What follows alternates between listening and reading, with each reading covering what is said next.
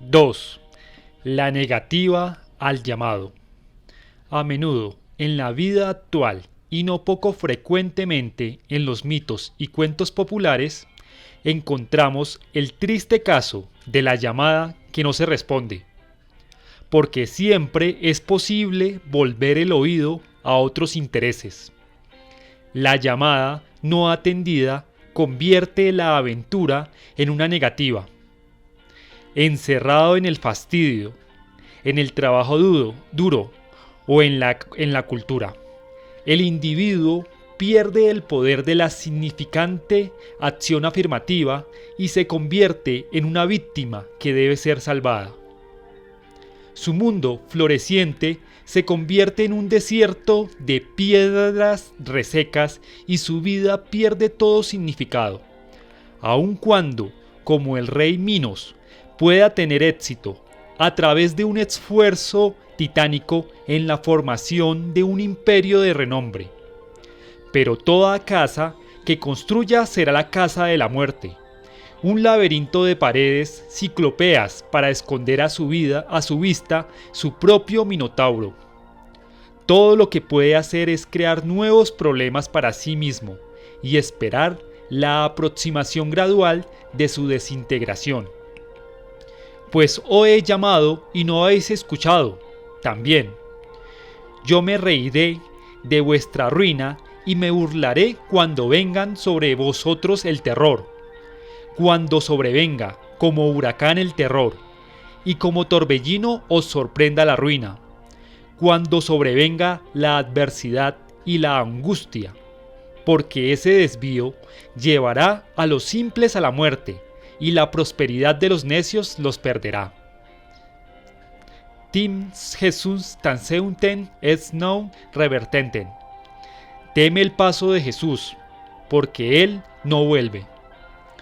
Los mitos y cuentos populares de todo el mundo ponen en claro que la negativa es esencialmente una negativa a renunciar lo que cada quien considera como su propio interés. El futuro se ve no en los términos de una serie inevitable de muertes y nacimientos, sino como un sistema concreto de ideales, virtudes y finalidades de uno como si se establecieran y se aseguraran ventajas. El rey Minos retuvo al toro divino cuando el sacrificio hubiera significado sumisión a la voluntad del dios de su sociedad, porque prefirió aquello que concibió era su provecho económico. Por ese fracaso en el papel vital que había asumido, ya hemos visto con qué terribles efectos. La divinidad misma se convirtió en objeto de su terror, porque obviamente, si uno es el Dios de sí mismo, entonces Dios mismo, la voluntad de Dios, la fuerza que ha de destruir nuestro sistema egocéntrico, se convierte en un monstruo. Huí de él bajo las noches y los días. Huí de él bajo los arcos de los años. Huí de él por el dédalo de mi propia mente y en la niebla de lágrimas me oculté de él y bajo un fluir de risas. El individuo es hostigado de día y de noche por el ser divino que es la imagen del yo vivo dentro del laberinto cerrado de nuestra propia psique desorientada. Los senderos que llevan a las puertas se han perdido. No hay salida. El individuo solo puede aferrarse a sí mismo furiosamente, como Satán, y estar en el infierno, o doblegarse, dejarse aniquilar por fin en Dios. Ah, el más tierno, el más ciego, el más débil, yo soy el al quien has buscado. Tomas de ti el amor y a mí me tomas. La misma voz perturbadora y misteriosa iba a ser escuchada en la llamada del dios griego Apolo o la fugitiva doncella Dafne, hija del río Peneo, cuando la perseguía sobre la llanura. Oh ninfa, oh hija de Peneo, espera. la deidad la llamaba como la rana a la princesa del cuento de hadas. Yo que te persigo no soy tu enemigo. No sabes de quién huyes. Por esa razón huyes. Corre más lentamente, te lo suplico, y detén tu fuga. Yo también te seguiré más lentamente. Ahora detente y pregunta quién te ama. Hubiera dicho más, dice la historia, pero la doncella continuó su fuga aterrorizada y lo dejó con las palabras en los labios. Y aún, en su carrera parecía hermosa. Los vientos desnudaron sus miembros. Las brisas contrarias hicieron volar sus ropas mientras corría y un aire ligero mantenía sus cabellos flotando detrás de ella. Su belleza fue acrecentada por la fuga, pero la caza llegó a su fin, porque el joven dios no quiso perder el tiempo en palabras mimosas y urgido por el amor, la persiguió velozmente. Así como el sabueso de las Galias que ha visto un ciervo en la llanura y busca su presa con pies alados, y el ciervo su salvación. Así es, a punto de apresarla, pensaba que la tenía y rozaba sus talones con las fauces abiertas. Pero ella, que no sabía si ya había sido capturada, apenas escapaba de las afiladas garras y dejaba atrás las fauces que casi se cerraban sobre ella. Así corrían el dios y la doncella, el uno empujado por la esperanza y la otra por el temor. Pero él corría más rápidamente, llevado por las alas del amor. No le daba descanso, colgado sobre sus hombros esquivos y respirando sobre el pelo que flotaba sobre su cuello. Ya no tenía fuerzas y pálida de terror y completamente deshecha por el cansancio de su rápida fuga, viendo cerca las aguas del río, su padre gritó: «¡Oh padre, ayúdame! Si tus aguas aposentan la divinidad, cambia y destruye esta belleza con la cual he traído demasiado». Apenas había hablado cuando un entumecimiento se apoderó de sus miembros y sus costados suaves se cubrieron con una delgada corteza. Su cabello se convirtió en hojas y sus brazos en ramas. Sus pies, hasta ahora tan suaves, se convirtieron en nudosas raíces, y su cabello no era ya sino la copa de un árbol solo, quedó su fulgurante belleza. Este es, sin duda, un final triste y sin recompensas. Apolo, el sol, el dios del tiempo y de la madurez, abandonó su persecución y en cambio denominó al laurel su árbol favorito y recomendó irónicamente sus hojas a los que confeccionaban las coronas de la victoria. La joven se había refugiado en la imagen de su padre y allí había encontrado protección, como el marido fracasado cuyo sueño de amor maternal lo preservaba del estado que entrañaba el unirse a una esposa. La literatura del psicoanálisis abunda en ejemplos de esas fijaciones desesperadas. Lo que representa es la impotencia de prescindir del ego infantil con su espera de relaciones y de ideales emotivos. El individuo se encierra en las paredes de su infancia. El padre y la madre son los guardianes del umbral, y el alma débil, temerosa de algún castigo, fracasa en su intento de atravesar la puerta y renacer en el mundo exterior. El Dr. Jung habla de un sueño que se asemeja muy estrechamente a la imagen del mito de Dafne. El sueño del mismo joven que se encontró en la tierra de las ovejas, es decir, en la tierra de la dependencia. Una voz dentro de él decía: «Tengo que alejarme del padre». Luego, unas cuantas noches después, una serpiente traza un círculo alrededor del que sueña y él permanece como un árbol, inmóvil en la tierra. Esta es una imagen del círculo mágico dibujado alrededor de la personalidad por la fuerza del Padre que sustenta la fijación, que equivale al dragón. Brunilda, de la misma manera, permaneció en su estado de hija durante años, en la virginidad protegida por el círculo de fuego del Padre de todos. Wotan durmió en la intertemporalidad hasta el arribo de Sigfrido. La bella durmiente fue obligada a dormir por una bruja celosa, imagen inconsciente de la madre malvada. Y no solo la joven, sino todo su mundo permaneció dormido hasta el fin. Después de muchos años, vino un príncipe a despertarla. El rey y la reina, imágenes conscientes de los buenos padres, que volvían a casa y entraban al vestíbulo, se quedaron dormidos, y con ellos el reino entero. Todos los caballos dormían en los establos, los perros en el patio, las palomas en el techo, las moscas en las paredes. El fuego del hogar se quedó quieto y adormilado, y el asado dejó de hervir. Y el cocinero, que iba a tirar de los cabellos al pinche, porque había olvidado algo, lo dejó ir y cayó en profundo sueño. Y el viento se calmó, y ni una sola hoja se movía en los árboles.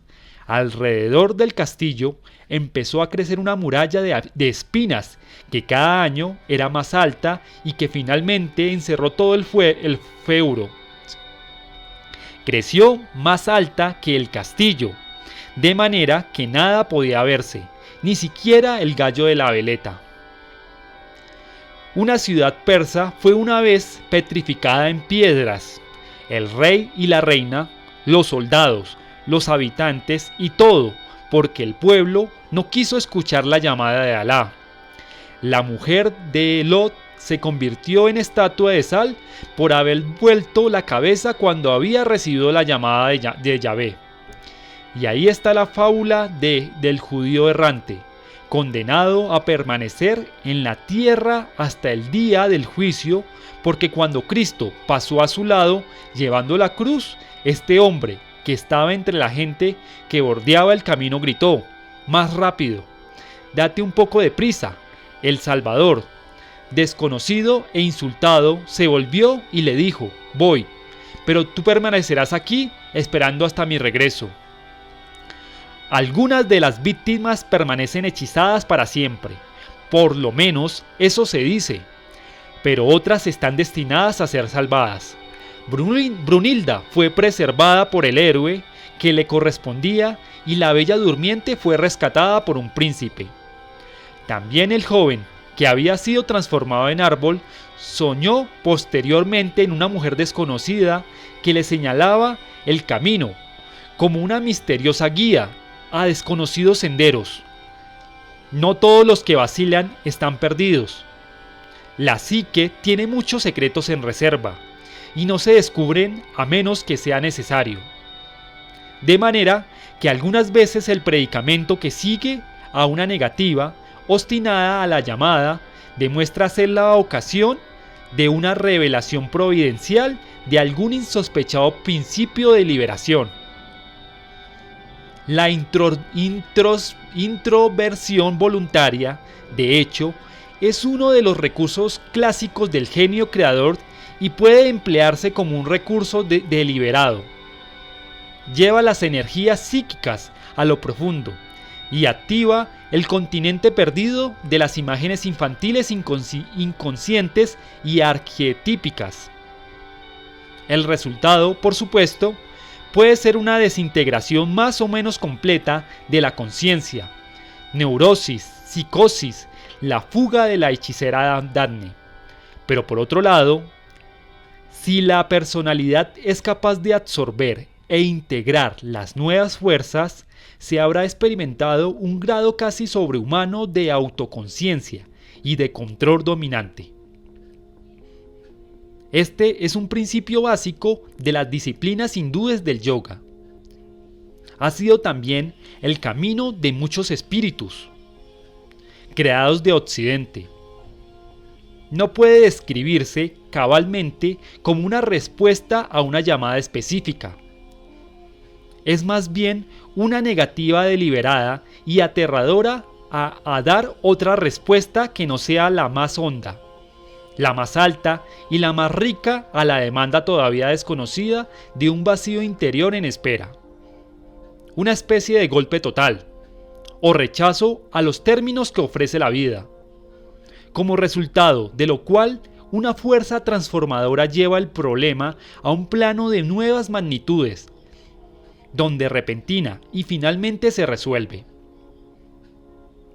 Este es el aspecto del problema del héroe ilustrado en las maravillosas aventuras de las 1001 noches del príncipe Kamaru Zenman y la princesa Budur. El príncipe, joven y hermoso, el único hijo del rey Chandraman de Persia, rechazaba persistentemente las repetidas sugestiones, peticiones, demandas y finalmente mandatos de su padre, de que actuara en forma normal y tomara una esposa. La primera vez que se le planteó la cuestión el joven respondió: «Has de saber, padre mío, que a mí el matrimonio no me ofrece ningún atractivo, pues sobre sus engaños y perfidias muchos libros he leído y muchos dichos he oído, como el poeta dijo: si deseáis saber cómo las hembras son, preguntádmelo a mí, que en ello soy doctor. Y yo os digo que, en cuanto al hombre le blanquea el pelo y en su bolso se acaban las monedas, huye de él las mujeres cual de la peste negra». Y dijo también otro poeta: «Déjate de mujeres y conságrate a Alá». El mozo, que a las hembras sin freno se abandona, preparase una vida llena de malestar, que son tales las hembras, que al más pintado engañan por más listo que sea, pues ellas lo son más. Y luego en prosa llana, díjole el joven a su padre: «Desde ahora te digo, padre mío, que jamás consentiré en casarme y a ello nunca me avendré, aunque la copa de la muerte me dieran a beber». Cuando el sultán Chandrama oyó estas palabras de su hijo, la luz se convirtió en tinieblas ante sus ojos y se llenó de desconsuelo, pero por el gran amor que le tenía no quiso repetir sus deseos ni se indignó, sino que le mostró toda clase de bondades. Después de un año, el padre repitió su pregunta, pero el joven persistió en su negativa con otros versos de los poetas. Entonces el rey consultó a su visir. Monarca glorioso, respondióle el visir: «Lo que yo creo ahora debe aconsejarte es que aguardes a que pase otro año, en el cual no has de insistir sobre el tema matrimonial, y cuando ese año sea cumplido y pienses hablarle otra vez de consorio a tu hijo, no lo hagas a solas con él, sino en presencia de toda la corte regia, delante de toda la asamblea de emires y visires, y no en secreto como hasta aquí hiciste». Cuando llegó el momento, sin embargo, el rey Chandrama dio su mandato en presencia de la corte. El príncipe inclinó la cabeza un momento, luego la levantó en dirección a su padre y, movido por locura juvenil y por ignorancia infantil, replicó: «Ya te he dicho, padre mío, que estoy decidido a no casarme jamás, aunque el cáliz de la muerte hubiera de apurar. Y he de decirte con franqueza que eres hombre de muchos años y de juicio escaso. Pero ya antes de ahora me pediste 2 veces que accediese a tomar esposa, y ambas te respondí lo mismo que hoy te acabo de decir. Así que, por lo visto, chocheas y no vales ni para gobernar una piara de ovejas». Así diciendo, Kamaru Zenman descruzó las manos de detrás de su espalda y se levantó las mangas hasta arriba de los codos ante su padre, porque estaba furioso, y dijo muchas otras palabras a su señor, sin saber lo que decía en la confusión de su espíritu. El rey se sintió confundido y avergonzado, pues esto sucedió en presencia de la asamblea de los grandes y de los oficiales del reino, en ocasión de una gran ceremonia del Estado. Pero después, la majestad del reinado tomó posesión de él, le habló a gritos a su hijo y lo hizo temblar. Luego llamó a los guardas que estaban a su lado y ordenó apresarlo. Ellos se adelantaron y le echaron mano y atándolo lo trajeron ante su señor, que les ordenó que le sujetaran los codos a la espalda y de esta manera lo presentaran ante él. El príncipe inclinó la cabeza lleno de temor y de aprensión, con la frente y la cara empapadas de sudor. La vergüenza y la confusión lo atormentaban vivamente. Entonces su padre lo insultó y lo envileció gritando: «¡Guay de ti, ye mi hijo bastardo y mal educado! ¿Cómo tienes la insolencia de contestarme así, delante de esta asamblea, en presencia de mis chambelanes y mis generales? En verdad careces de la educación más elemental. ¿Por ventura no comprendes que si lo que acabas de hacer lo hubiera hecho uno de mis vasallos, no habría salido tan bien librado? El rey ordenó a sus soldados que soltaran sus codos y que lo aprisionaran en una torre de los castillos que guarnecían las fronteras. Tomaron al príncipe y lo encerraron en una vieja torre, donde había una sala destruida y en el medio una fuente derribada. Después de haberla limpiado, trajeron un lecho y lo cubrieron con tapices y colocaron a su cabecera una almohada. Luego trajeron un mosquitero grande y encendieron candelas, porque aquel lugar estaba oscuro aún durante el día. Finalmente, los soldados hicieron entrar a Kamaru Semán y pusieron un eunuco en la puerta. Y cuando todo estuvo hecho, el príncipe se dejó caer en el sofá con el espíritu triste y acongojado, culpándose y arrepintiéndose de la injuriosa conducta que había tenido con su padre. Mientras tanto, en el distante imperio de la China, la hija del rey Gayur, señor de las islas, de los mares y de los 7 palacios, se hallaba en un caso parecido. Cuando se conoció su belleza y su fama y su nombre se extendieron a los países vecinos, todos los reyes la pidieron en matrimonio a su padre y él la había consultado con ella, pero a la princesa le disgustaba hasta la palabra misma del matrimonio. Padre mío, no tengo la menor intención de casarme y no me casaré en la vida, porque siendo yo señora y reina, que sobre la gente se impera, no voy a querer un marido que sobre mí mande a su albedrío. Y mientras más pretendientes rechazaba, más crecía el interés de los solicitantes y toda la realeza de las islas de la China mandaban regalos y rarezas a su padre con cartas en las que pedían en matrimonio. Con cartas en que la pedían en matrimonio. Él insistía una y otra vez, aconsejándola con respecto a sus esponsales, y ella siempre rehusaba, y él se llenó de perplejidad en lo que concernía a su actitud y a los reyes sus pretendientes. De manera que le dijo: «Está bien, si realmente estás decidida a no casarte en tu vida, yo nada en contra he de decir, pero abstente en adelante de entrar y salir». Acto seguido, la internó en su cámara y encomendó su guardia a 10 ancianas y le prohibió ir a los 7 palacios. Además, aparentó estar indignado con ella y envió cartas a todos los reyes, haciéndole saber que los genios le habían producido un ataque de locura. Con un héroe y una heroína que siguen la senda negativa, y entre ellos todo el continente de Asia, ha de requerirse un milagro para consumar la unión de esta pareja eternamente predestinada. ¿Podrá dicha fuerza romper el hechizo de negación a la vida y aplacar la cólera de los dos padres infantiles? La respuesta a esta pregunta es la misma a través de todas las mitologías del mundo, porque como se escribió frecuentemente en las sagradas páginas del Corán, bien puede Alá salvados. Bien puede Alá salvados.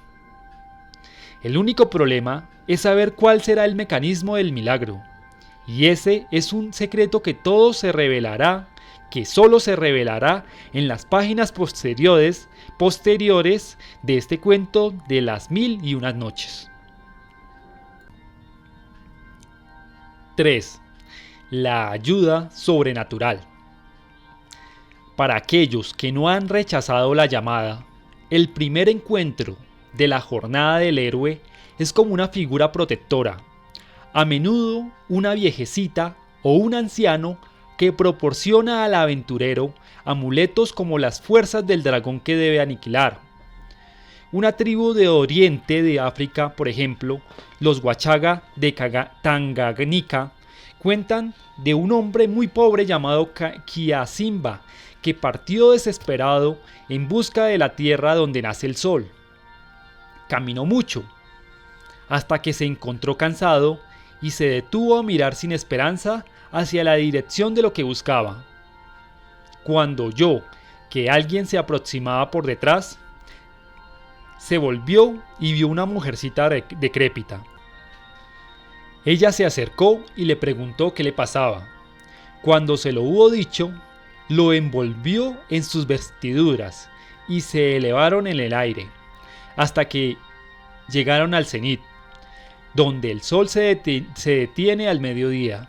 Entonces, con gran estrépito, un gran grupo de hombres vino hasta ese lugar por el lado oriente, y en medio de ellos venía un jefe resplandeciente, quien, cuando hubo llegado, mató un buey y se sentó a comer con sus acompañantes.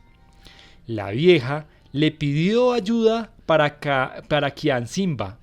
El jefe bendijo al hombre y lo envió a su casa, y se cuenta que vivió en la prosperidad desde entonces.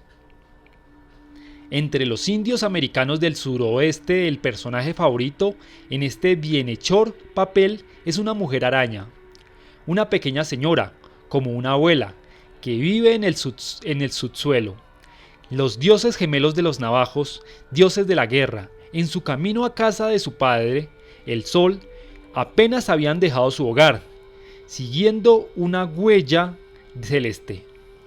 Cuando encontraron esa maravillosa figurita, los muchachos avanzaban rápidamente en la huella celeste, y poco después de la salida del sol, cerca del Sinaótil, vieron que salía humo del suelo. Fueron al lugar de donde el humo se levantaba, y descubrieron que salía de un hoyo de una cámara subterránea. Una escalera negra, a fuerza de humo, se proyectaba dentro del agujero.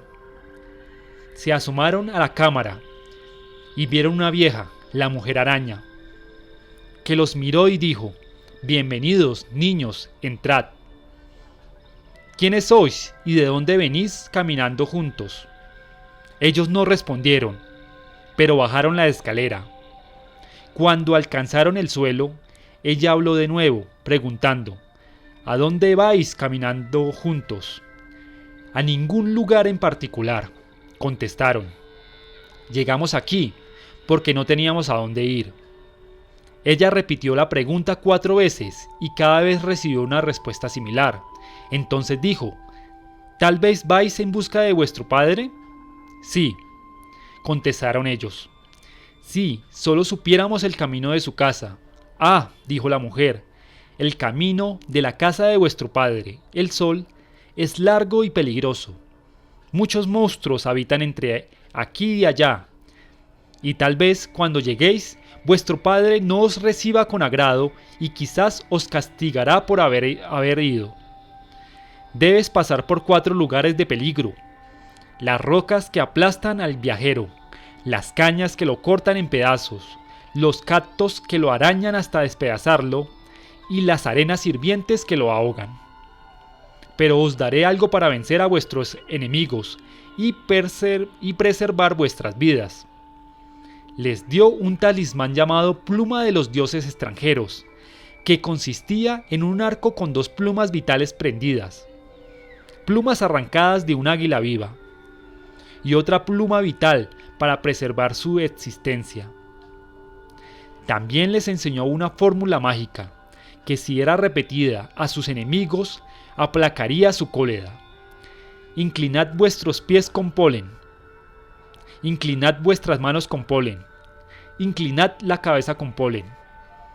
Entonces vuestros pies son polen, vuestras manos son polen, vuestros cuerpos es polen, vuestras mentes es polen, vuestra voz es polen. La huella es hermosa, quedaos quietos. La viejita servicial y el hada madrina son personajes familiares al reino de las hadas europeo. En las leyendas cristianas de los santos, ese papel lo representan generalmente la Virgen. La Virgen puede interceder para ganar la merced del Padre. La mujer araña, como su tela, puede dominar los movimientos del sol. El héroe, que llega bajo la protección de la Madre Cósmica, no puede ser dañado. El ovillo de Ariana devolvió a Teseo sano y salvo de la aventura del laberinto. Esta es la fuerza guía que corre por la obra de Dante en las figuras femeninas de Beatriz y la Virgen, y que aparece en el Fausto de Goethe sucesivamente como Gretchen, Helena de Troya y la Virgen. Eres, vivo manantial de esperanza, reza Dante al final del feliz pasaje a través de los peligros de los 3 mundos. Eres tan grande, señora, y tanto vales que todo el que desea alcanzar alguna gracia y no recurre a ti, quiere que su deseo vuele sin alas.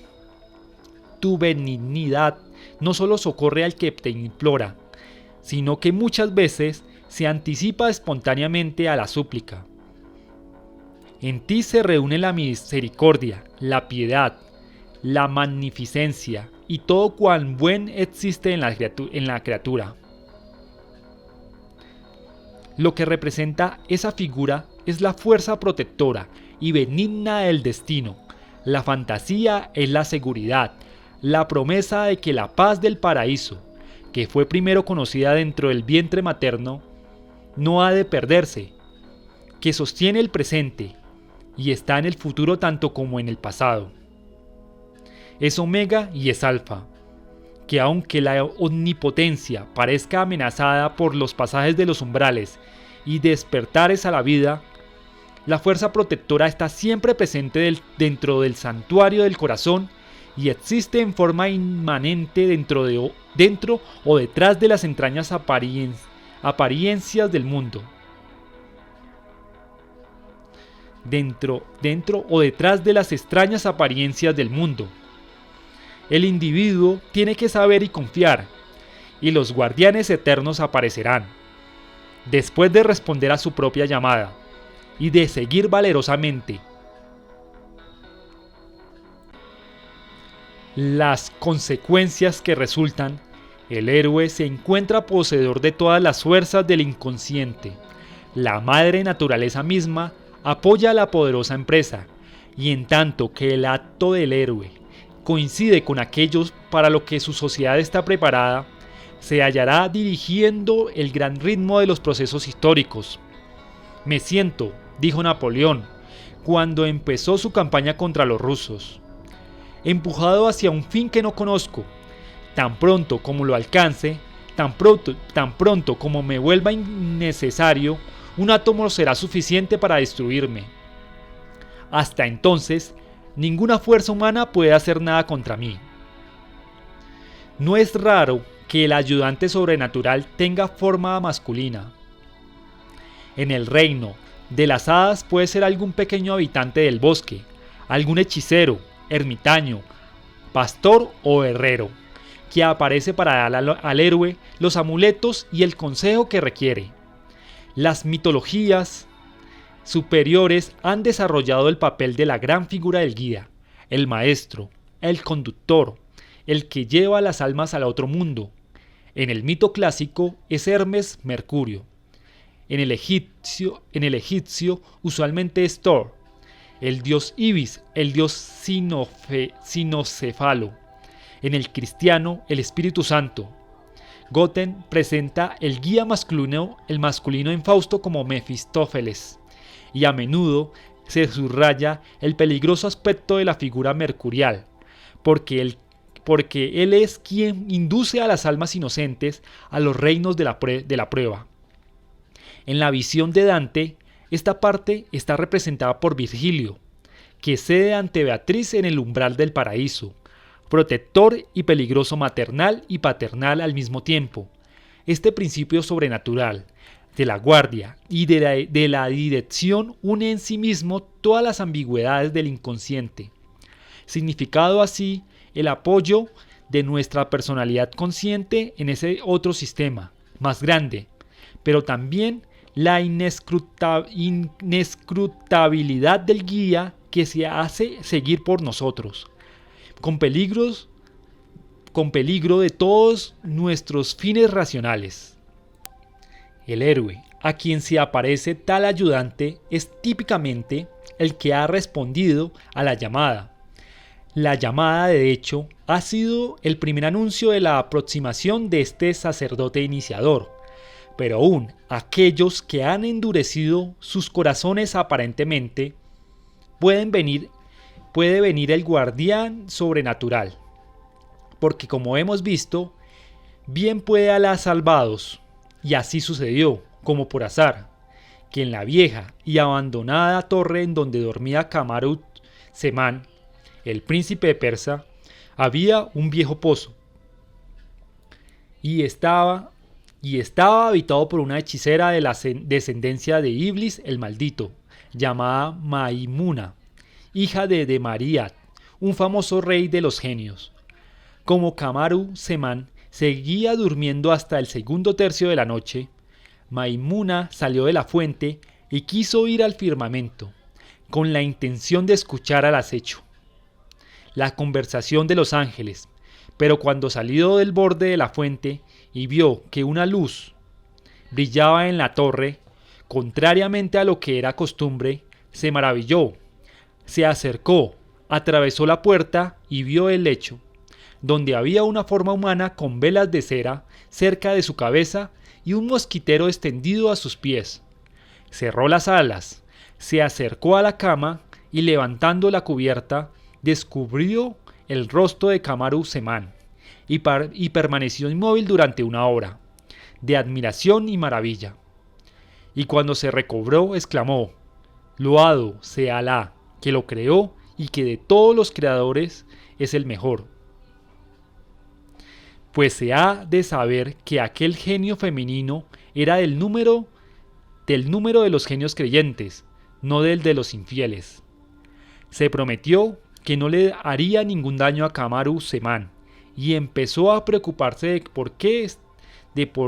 que por estar en ese lugar desierto, el príncipe fuera asesinado por alguno de sus parientes, los Marid. Se inclinó sobre él y lo besó en medio de los ojos, y luego colocó la sábana sobre su rostro. Después abrió sus alas, se remontó en el aire y voló hasta alcanzar el más bajo de los cielos. Ahora bien, como lo quiso la suerte o el destino, la alada Ifritat, Maimuna, oyó repentinamente a su lado el ruidoso sacudir de unas alas, dejándose guiar por el sonido. Descubrió que venía de un ifrit llamado Darnaz. Voló sobre él como un ave de rapiña, y cuando él cayó en la cuenta y la reconoció como Maimuna, la hija del rey de los genios, se aterrorizó. Los músculos de sus costados temblaron y le imploró piedad. Pero ella lo obligó a declarar de dónde venía a esta hora de la noche. Él contestó que regresaba de las islas del mar de la China, los imperios del rey Guyar, señor de las islas, de los mares y de los 7 palacios. Tuve ocasión de ver a la hija de ese rey que es tal, que no creo que no creó el creador otra igual, y dedicó grandes alabanzas a la princesa Budur. Tiene una nariz afilada como la hoja de una brillante espada, y unas mejillas rubicundas como el vino de púrpura, y una boca cuyos labios son corales y rubíes engarzados, y cuya saliva es más sabrosa que la miel y apaga con su frescura el fuego de la quemadura, y cuya lengua se mueve a impulso de la inteligencia y siempre dice la palabra discreta. Y, para terminar, te diré que sus pechos turgentes y erguidos son una tentación para el más acostumbrado a dormir sus sentidos, y dos antebrazos suaves y torneados, como de ellos dijo Ul-Ualahan, el poeta nombrado. Unas muñecas tiene, que si no fuera porque los brazaletes las aprisionan, luego en lluvia de plata se derritieran. El elogio a su belleza continuó, y cuando Maimuna lo hubo escuchado todo, permaneció silenciosa y estupefacta.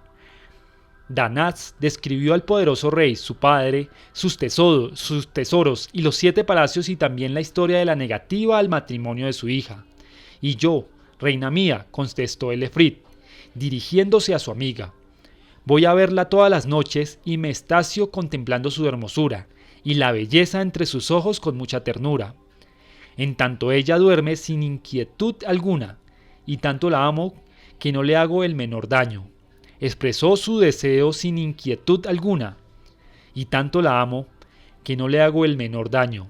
Expresó su deseo de que Maimuna fuera con él a China, y admirada la belleza, la hermosura, la estatura y la perfección de las proporciones de la princesa.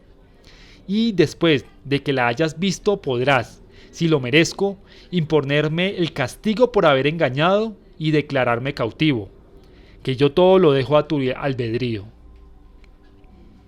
A Maimuna le indignaba que alguien se atreviera a celebrar a cualquier criatura del mundo después de que ella había mirado a Cámara Semán, gritó, se rió de Danaz y escupió su rostro. Pues yo esta noche he visto a un joven, que si a verlo llegaras, te daría un patatús, y se te haría la boca agua.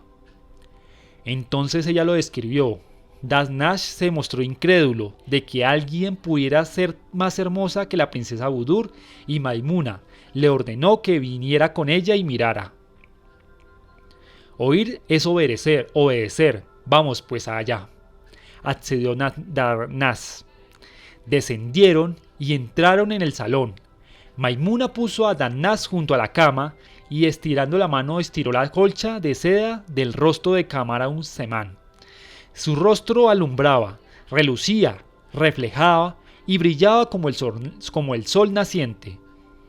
Ella lo miró por un momento, luego se volvió a Danaz y dijo, míralo, maldito, y no seas loco, rematado, que yo soy hembra y por él he perdido la chaveta.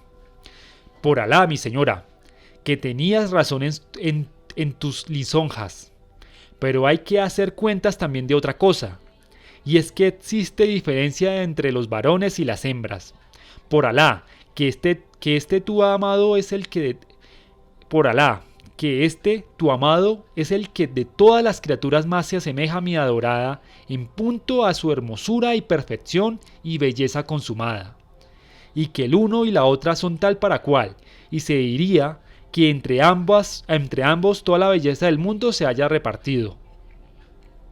La luz se convirtió en tinieblas a los ojos de Maimuna cuando oyó aquellas palabras, y le azotó a Danaz la cara con las alas, con tal fuerza que por poco acaba con él, y lo increpó diciendo, por el fulgor de su rostro y la majestad de su persona, te conjuro, ye maldito, a que vayas por tu novia ahora mismo y cargues con ella, y aquí te la traigas en cumplimiento de tu palabra. Y así, incidentalmente, en un plano del que no tenía conciencia, el destino de Cámara Semán, el que había rechazado la vida, empezó a consumarse sin intervención de su voluntad consciente. 4. El cruce del primer umbral. Con las personificaciones de su destino para guiarlo y ayudarlo, el héroe avanza en su aventura hasta que llega al guardián del umbral, o a la entrada de la zona de la fuerza magnificada. Tales custodios protegen al mundo en las 4 direcciones, también de arriba a abajo, irguiéndose en los límites de la esfera actual del héroe, u horizonte vital. Detrás de ellos está la oscuridad, lo desconocido y el peligro. Así como detrás de la vigilancia paternal está el peligro para el niño, y detrás de la protección de su sociedad está el peligro para el miembro de la tribu. La persona común está no solo contenta, sino orgullosa. La persona común está no solo contenta, sino orgullosa de permanecer dentro de los límites indicados. Y las creencias populares contribuyen la razón de tener tanto el primer paso dentro de lo inexplorado. Así los marinos de las atrevidas carabelas de Colón rompieron el horizonte del espíritu medieval, navegando, como lo pensaban, en el océano sin límites del ser inmortal que rodea el cosmos, como una interminable serpiente mitológica que se muerde la cola, y sin embargo tuvieron que ser convencidos y empujados como niños, porque temían los fabulosos leviatanes, las sirenas, los reyes dragones y otros monstruos de las profundidades. Las mitologías populares pueblan con engañosas y peligrosas presencias cada lugar desierto, fuera del tránsito normal de la aldea. Por ejemplo, los ostentostes describen un ogro que ha sido visto ocasionalmente entre los matorrales y las dunas.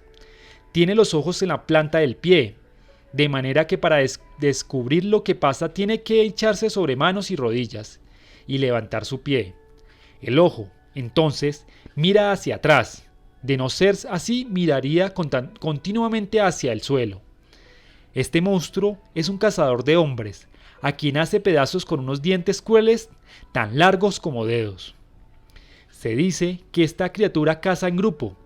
Otra aparición de los otentoles, el Hayu Uri, camina brincando sobre montones de matas en vez de rodearlos. Una peligrosa figura de una pierna, un brazo y un lado. El medio hombre, invisible desde el lado opuesto, se encuentra en muchos lugares de la Tierra. En el África Central se cuenta que el medio hombre dice a las personas que lo ha encontrado, dice a la persona que lo ha encontrado: ya que me has conocido, vamos a luchar. Si es vencido, suplica: no me mates, te enseñaré muchas medicinas. Entonces, la persona afortunada se convierte en un magnífico doctor. Pero si el medio hombre, su nombre es Chinunwin, cosa misteriosa, gana, su víctima muere.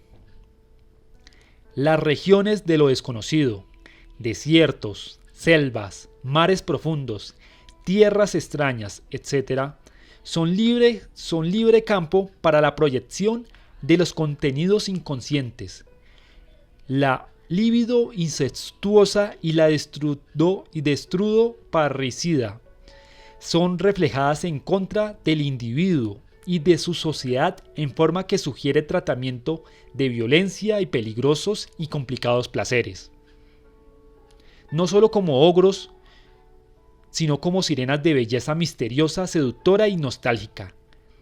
Los campesinos rusos hablan, por ejemplo, de las mujeres salvajes, de los bosques que tenían su guarida en las cavernas de la montaña y que cuidan de sus hogares como los seres humanos. Son hermosas mujeres, con trenzas espesas y cuerpos peludos. Se echan los pechos sobre los hombros cuando corren y amamantan a sus hijos. Van en grupos.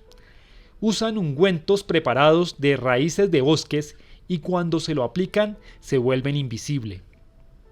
Gustan de hacer bailar o de hacer cosquillas a la gente que se aventura por el bosque.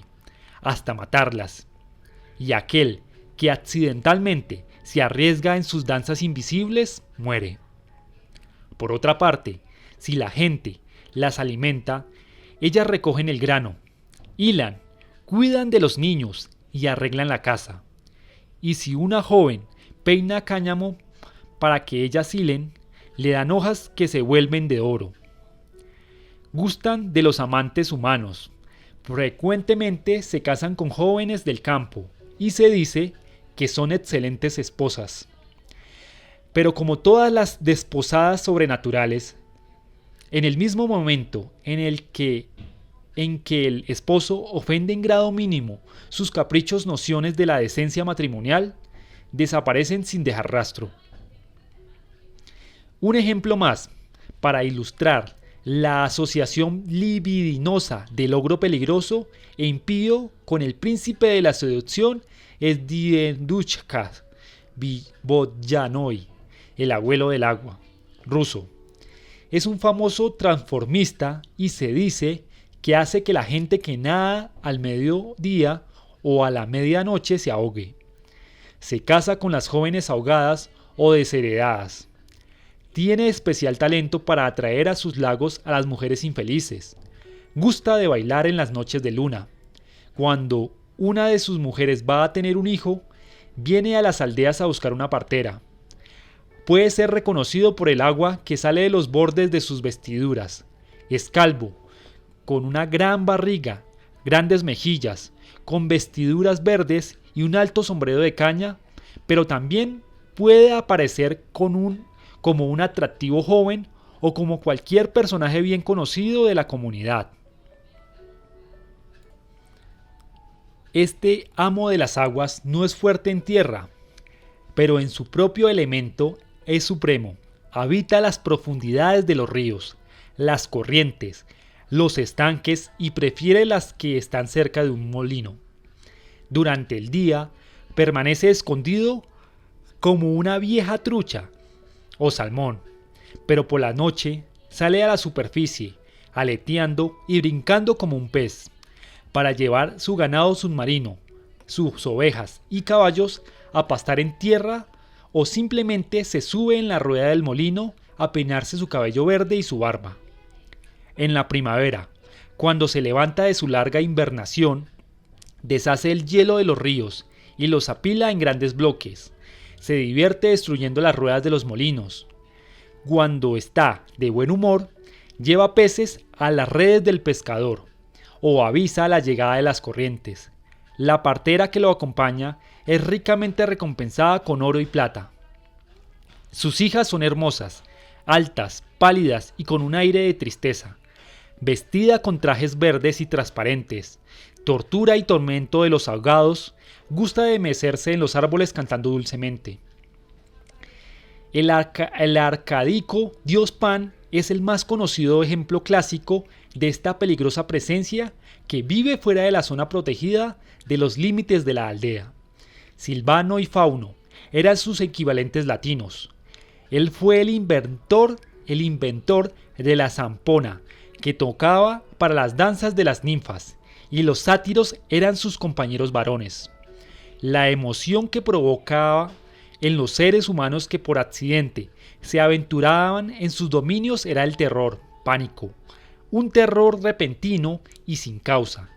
Cualquier motivo trivial, una rama que se rompe, el movimiento de una hoja hará que la mente se estremezca con un peligro imaginario, y en el esfuerzo enloquecido para escapar de su propio inconsciente despierto, la víctima expira en su fuga aterrorizada. Sin embargo, Pan era benigno con aquellos que le rendían culto y les concedía los dones de la divina salud de la naturaleza, abundancia a los labriegos, a los pastores y a los pescadores que le dedicaban sus primeros frutos. También daba salud a quien se acercaba en la forma de vida a sus santuarios curativos.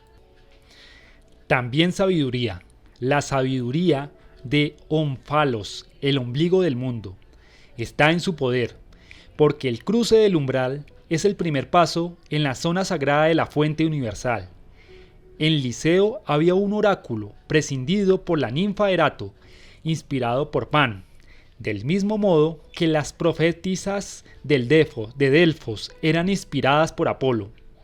Plutarco enumera los éxtasis de los orgiásticos ritos de Pan, junto con el éxtasis de Cibeles, el frenesí banquíco de Dionisios, el frenesí poético inspirado por las musas, el frenesí guerrero del dios Ares, Marte, y el más violento de todos, el frenesí del amor, como ilustraciones de ese divino entusiasmo, que hace perder la razón y libera las fuerzas de la oscuridad destructivo creadora. Soñé, declaró un hombre casado, de media edad, que quería entrar en un jardín maravilloso, pero ante él había un guardia que no me permitía entrar. Vi que mi amiga, la señorita Elsa, estaba adentro y quería tenderme la mano, por encima de la puerta, pero el guardián lo evitó, me tomó del brazo y me condujo a casa. Debes ser sensato, después de todo, dijo, sabes que no debes hacer eso.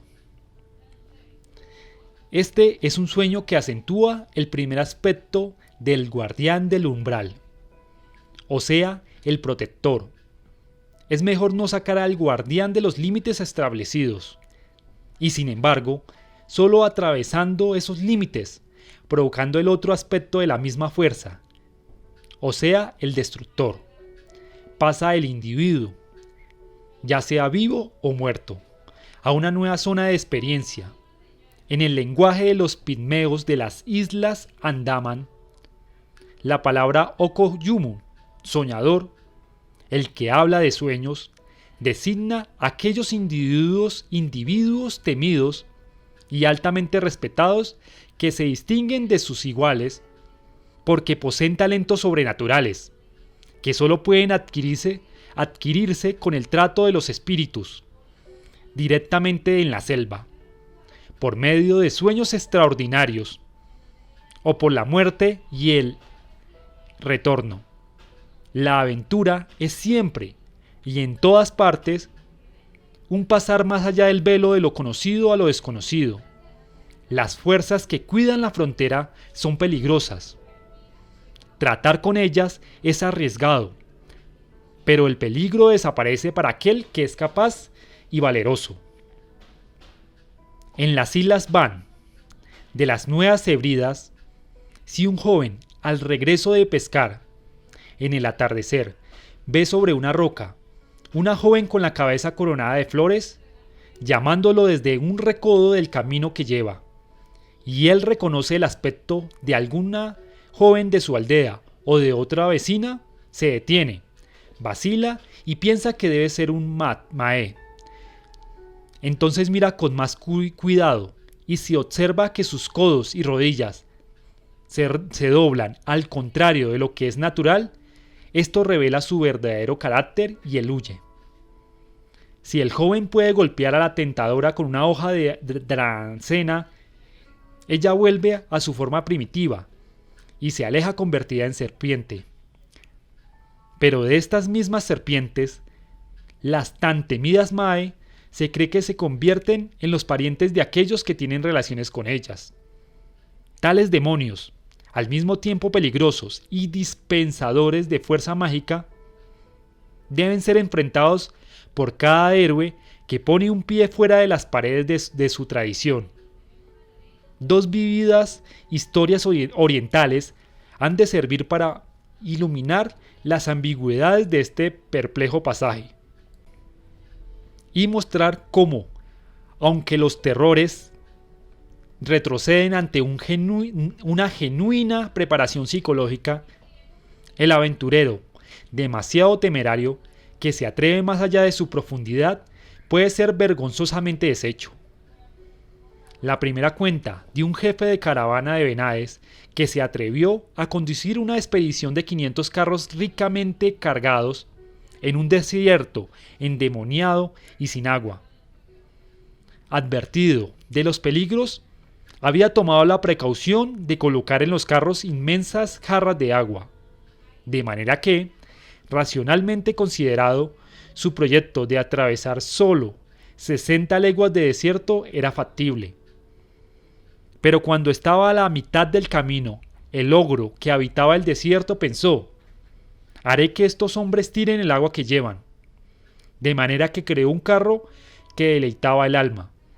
Estaba tirado por jóvenes bueyes blancos, con las ruedas llenas de lodo, y lo hizo aparecer por el camino en la dirección opuesta. Por delante y por detrás de él marchaban los demonios que formaban su comitiva.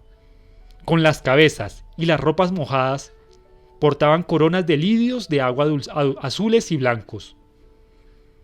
Llevaban en sus manos ramos de flores de loto rojas y blancas.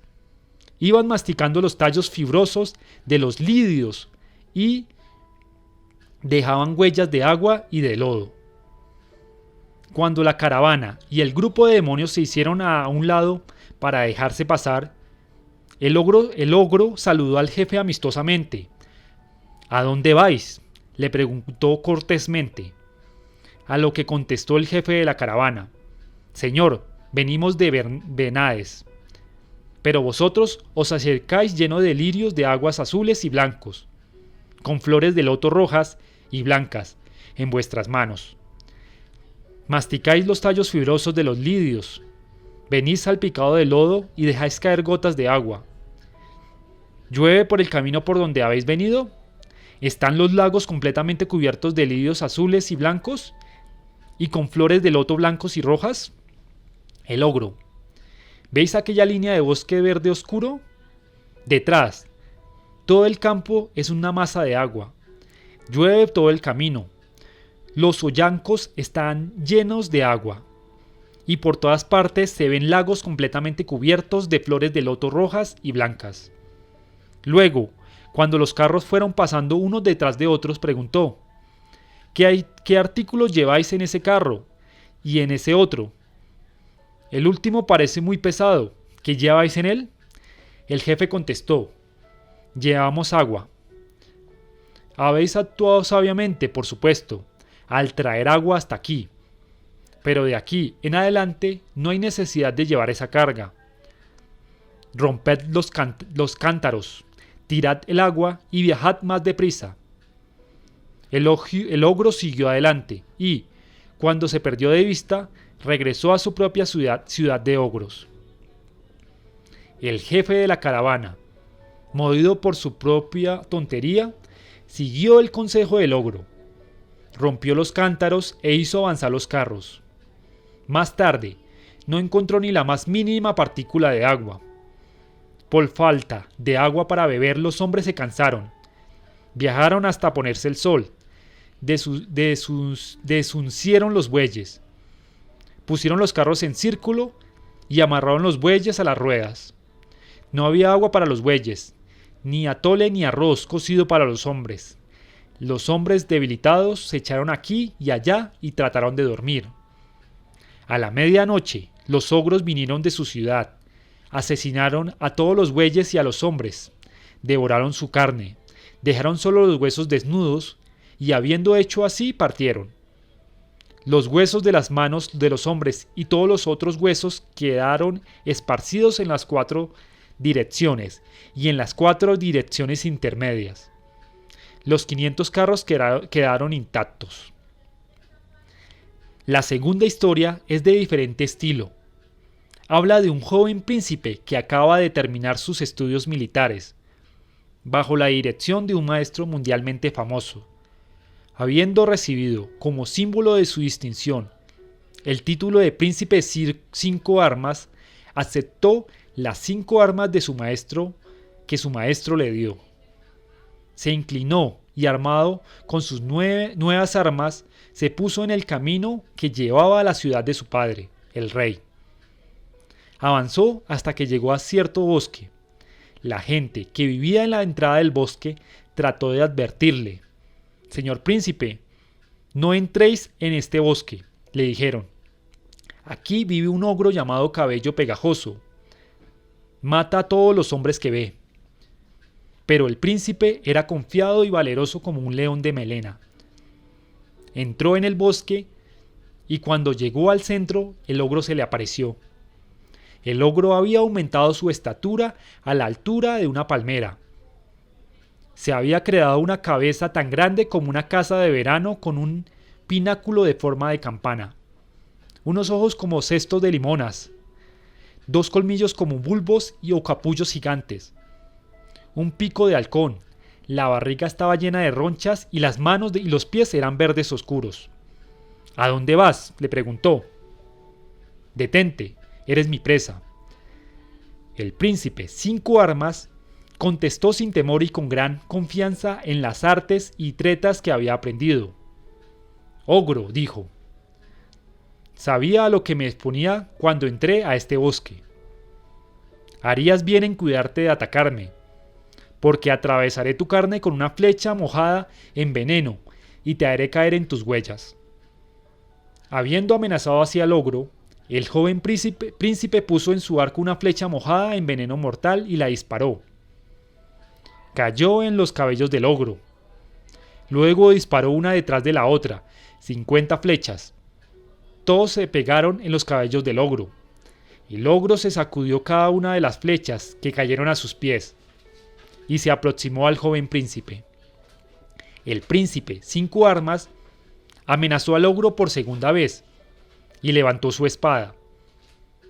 Le dio un golpe maestro. La espada, que tenía 33 pulgadas de largo, se pegó a los cabellos del ogro.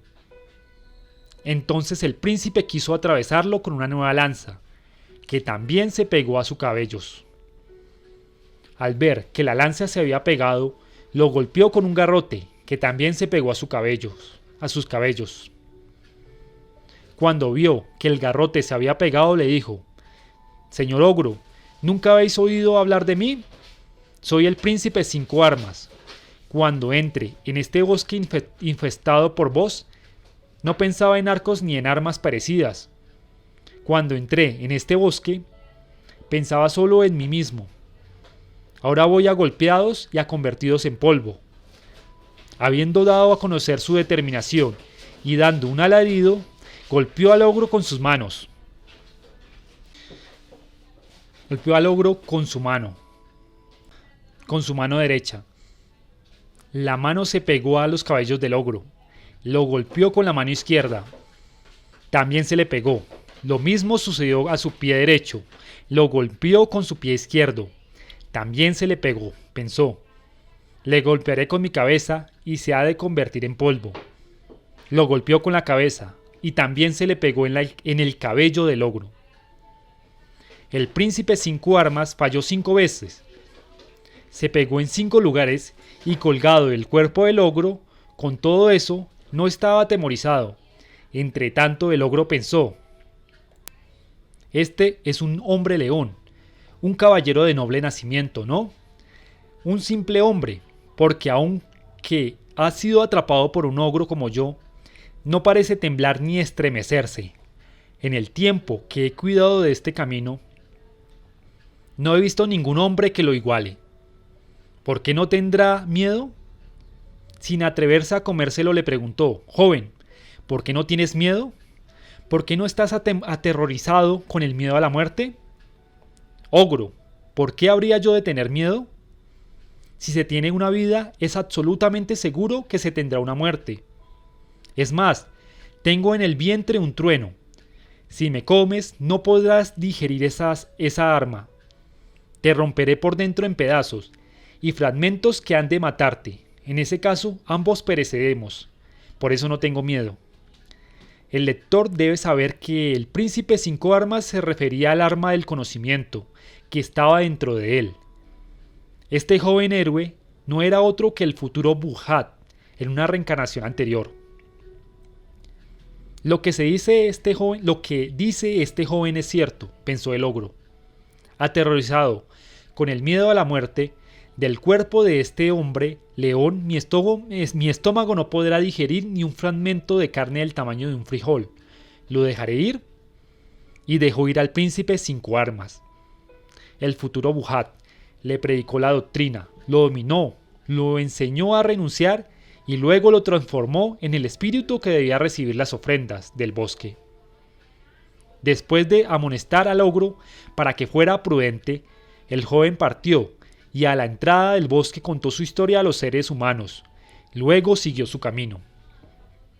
Como símbolo del mundo al que nos mantiene aferrados los 5 sentidos y que no puede hacerse a un lado por las acciones de los órganos físicos, Cabello Pegajoso fue vencido solo cuando el futuro Bujat, desposeído de las 5 armas de su nombre momentáneamente y carácter físico, recorrió a la 6ª arma, invisible y sin nombre, el trueno divino, el conocimiento del príncipe trascendente, que está detrás del reino fenoménico de los hombres y de las formas.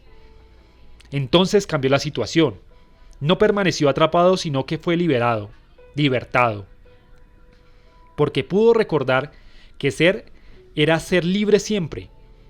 La fuerza del monstruo fenomenológico desapareció y aprendió a renunciar. Habiendo aprendido a renunciar, se convirtió en divino. Un espíritu que tiene derecho a recibir ofrendas, o sea, como es el mundo mismo una vez que se conoce. No en el sentido final, sino como un mero nombre y la forma de lo que trasciende, pero que abarca en forma inmanente todos los hombres y las formas. Las murallas del paraíso, que esconden a Dios de los ojos humanos, ha sido descrita por Nicolás de Cusa como constituida por las coincidencias de los contrarios. La puerta está vigilada por el más alto espíritu de la razón, que impide la entrada hasta que ha sido dominado. Las parejas de contrarios, ser o no ser, la vida y la muerte, la belleza y la fealdad, el bien y el mal, y todas las otras polaridades que atan las facultades a la esperanza y al temor y ligan los órganos de la acción a los actos de defensa y de adquisición.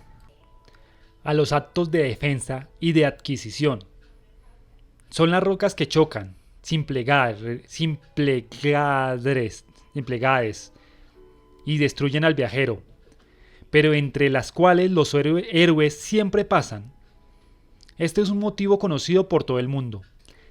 Los griegos lo asociaban con 2 islas rocosas del mar Euxino, que chocaban una contra otra, empujadas por los vientos, pero Jasón, en el Argos, navegó entre ellas y desde ese momento han permanecido separadas. Los héroes gemelos de la leyenda navajo fueron advertidos del mismo obstáculo por la mujer araña, protegidos sin embargo por el polen, símbolo del camino, y por las plumas de águila arrancadas de un pájaro del sol vivo. Pudieron superarlo, como el humo de ofrendas que se eleva a través de la puerta del sol. Así va el héroe, liberado de su ego, a través de las paredes del mundo. Deja el ego atrapado por el del cabello pegajoso y sigue adelante.